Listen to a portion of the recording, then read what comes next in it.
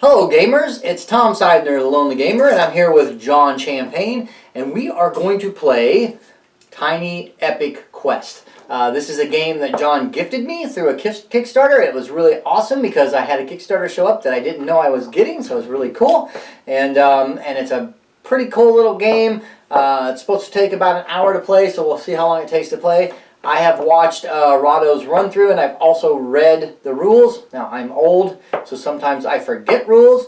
So we're going to try our best to not miss anything. But if we miss something, just go ahead and put it in the comments below, because we definitely want to know if we played anything wrong.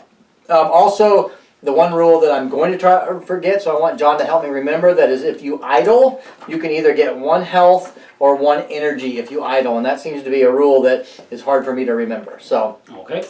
So it's Tiny Epic Quest. We're going to go ahead and put it out on the table, do the setup, and then we'll move on with playing the game. So the first thing we're going to do is we're going to take this Mushroom Kingdom little expansion out. We're not going to play with that. We're going to get out all of our little items here. We're not going to use the little item rack for this example. We're just going to pour the little items out here on the table here so we can get to them. The item rack's cute, but it's just something that's not really needed. So the rack's cute, but I'm sure nobody's going to use it on an ongoing basis. Right, exactly. Yeah, it's kind of a bit of a... So, the next thing we do is we're going to pick our colors. I always pick yellow, so I'm going to pick the yellow. And what color would you like, John? Blue, I guess. John is going to be blue, so he's going to get the blue. Great. The next thing we're going to do is we're going to go ahead and set up the world, and the world has a specific setup that we have to do. So let's go ahead and find those world cards, and we'll set those up. So this was the big innovation, supposedly, for this Kickstarter, is these meeples with holes in the arms so they can hold things. And then it's a whole bunch of equipment that you can add to the meeple. So 1, 2, 3, 4, 5, 6, 7, 8, 9, 10, 11, 12, 13. Those are the 13 regulars, so we're just going to shuffle those up. And we're going to put 5 of those into a cross. So 1, 2, 3, 4, and 5. And then we put the castle cards like this. And so we're I'm going to put John's castle card so he can reach it over there, and I'm going to put my castle card over here. And so there you go. And then we put the remainder of the cards as the coastline. So we're just going to randomly put these out. That's the coastline. So 2 go here. 2 go here. It's a little hard sometimes to see where the card borders are because they kind of mix into it. One of the complaints that some people have had about this game is how busy the cards are. So that's true. Yeah, I actually like the cards. They don't really bother me. I love the beautiful thing, but I can see where sometimes I think that this might be the middle of the card, and it's not. It's actually here. So there you go. We are done with the setup of the land, and this is how the land sets up. All right, so I'm going to turn the table just a hair, just to kind of square everything up with how we've got the thing laid out here, just for my OCD. The actual thing is actually crooked, not the table, but we'll fix it by moving the table. The next thing we got to do is we have to put out the movement cards. And so we're going to find the movement cards here. Okay, so we've got 5 movement cards here, and we're going to put them, we need to put them where they're available to all of us. You want to just put them here? Sure. I'll kind of put you in charge of the movement cards in case I can't reach them. There's 5 of them. And push those up a little bit. And you will be the master of movement. So that's like the hand of the king. Okay. You're the master of movement. Okay, sounds good. Okay, then we both will get our game card. So you're blue, so you get the blue game card. Okay. And I am yellow, so I get the yellow game card. We also need to put out the magic card and the round card, and I will be the master of magic and round, so I will put those next to me and I will take care of those. We also get our action and rest card, so you get the blue card and I get the yellow card, and you put it on the adventure side to start the game. Alright, so these will go back in the box for the players that we're not playing with, and also these rest cards for the players we're not playing with will go back in the box. We've got some tokens here that we need. I'm going to let John be first player, so I'm going to give him this. It stays on that side until we take a quest card.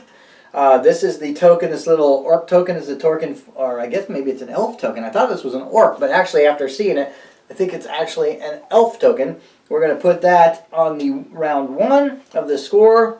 And it's 5 rounds that we play? And we play 5 rounds, that is correct. Okay. We've also got a magic token that goes on here, a little mushroom. And then John and I each get our respective magic tokens. So he gets the blue one and I get the yellow one. And they start at 0 location on the magic board. And then the 2 that we're not playing with, we will put back over here out of the way. The next thing we need to do is we need to shuffle up our quest cards.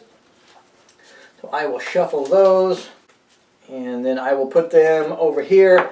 Let's see if these will still be on the screen. I think they will. Yep, put them right here, and we'll lay out our starting 3 quests. I think we can both see those okay, and they show up on the camera good. All right. My cards are a little close to the edge of the camera, but I'll move them over here so they're still on camera for everybody to see. And then we put our meeples in our starting castle. So I'll put my little meeples in my castle here. And you have to put your meeples in your castle, John. I have to put my meeples in my castle? Yep. Alright. Got a couple other things that we need here. We'll need some tokens for our health. So here's a token for your health and a token for my health. And that starts on 6. You can see there's a little heart on your 6 to show where it starts. Okay. And then we've got a token for energy. There's a token for you for energy and a token for me, and that starts on 3. And you can see where that energy starts. And then the other 4, 2 and 2, we won't need for this game because those are for the other players, so we'll put those back in the bag. We also are going to get a max health, which you'll put on 6 to start with, for you as well. And a max energy, I'll put that on 3 and 3 for you, and that just allows you to raise your max at some point. You can never go over your max, so as long as your maxes are what they are, you can't go higher than that. There's a joke online that they call this Tiny Epic Zelda. Yeah. That the aesthetic and everything's taken from Zelda, and the energy certainly looks like a Triforce.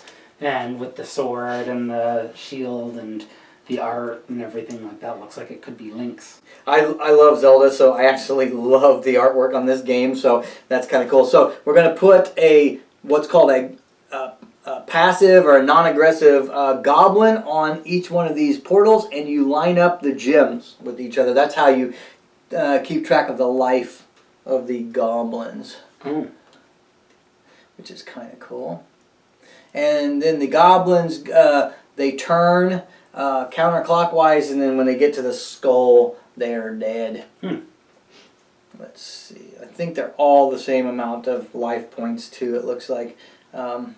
Yeah, except for some of them I saw had, like, at one point it looked like some of them had double hits that you had to do on them, but I don't see any here with double hits. They all look the same. In Rahdo's run through, some of them had double hits, and that was kind of odd. So might it be on the other side? Nope. I guess they're goblins, not orcs, by the way, but orcs, goblins, they all look the same. So I must be a... Of course you'd say that. Yeah. I'm a fairyland racist. Just let's see. Yeah, I'm not seeing any more, so I don't know why they gave you so many of these. Maybe that will become... Oh, I know why they gave you so many. Because when you kill them, you take them, and they're worth score, and so you replace them with the ones here. So that's what it is. And if for some reason, John, you happen to notice that I missed one somehow because this is kind of busy, just let me know and we'll throw an orc out there. Alright, so we're getting really close to the setup, but in order to make sure that we haven't messed up any of the setup stuff, I'm actually going to go through the setup in the book, and John is just going to make sure that I didn't miss anything. So the first thing is we got our player cards. We got that. We get our 3 heroes, which we have now in our castle.